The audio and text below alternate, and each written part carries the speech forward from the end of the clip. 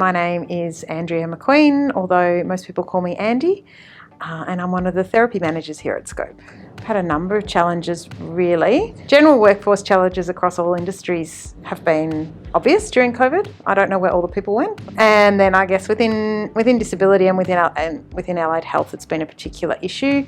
Faced issues with people wanting to go out and work in private practices rather than for perhaps legacy organisations.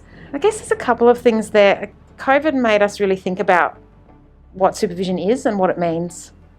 And that started me on a journey of asking the clinicians who work with us what they want from supervision and having more open conversations about what supervision needs to look like for each individual. Because at the same time we were establishing a statewide team, so we really had to think about taking our supervision practices from local to more virtual processes. We also needed to reproduce the informal aspect of the social culture of the workplace. So one of the things that we did then was to establish some Teams chats for different teams. Sometimes they were formalised chats with managers present, and then there are some other informal ones that sprang up for groups of peers to offer peer support to one another. Face-to-face supervision is still a big part of what we do. So we went from having regular face-to-face meetings to less frequent but longer meetings in some instances. Another process which I think we've had on paper for a long time but probably weren't very strict about implementing was having written professional development plans for each individual.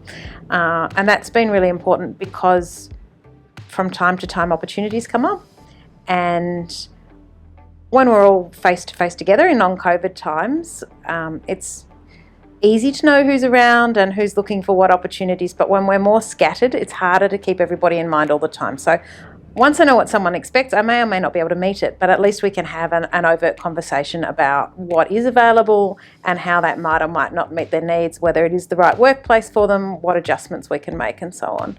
Another thing that I've found really difficult but also valuable is dialing back the content in some of our meetings and supervision sessions, and that's been really valuable. I tend to go pretty hard at the content, so I've really had to learn to scale it back.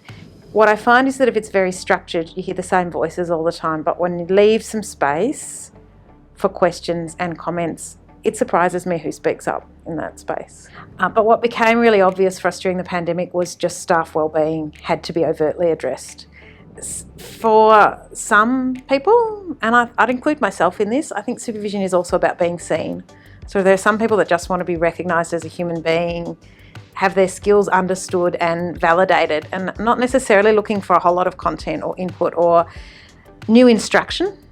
And to have somebody that understands their passions and is looking for the next step for them or looking for opportunities, that's really important too. And sometimes that is about giving people processes to follow, right? Because lots of times we feel safer if we've got a recipe to follow, and that's really valid.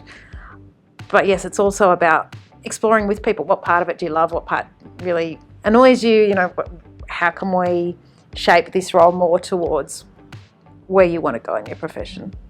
Yeah, reflecting on what we've learnt through shifting supervision models, I think what's come out of it is some really strong relationships, and a strong sense of team and a shared sense of purpose.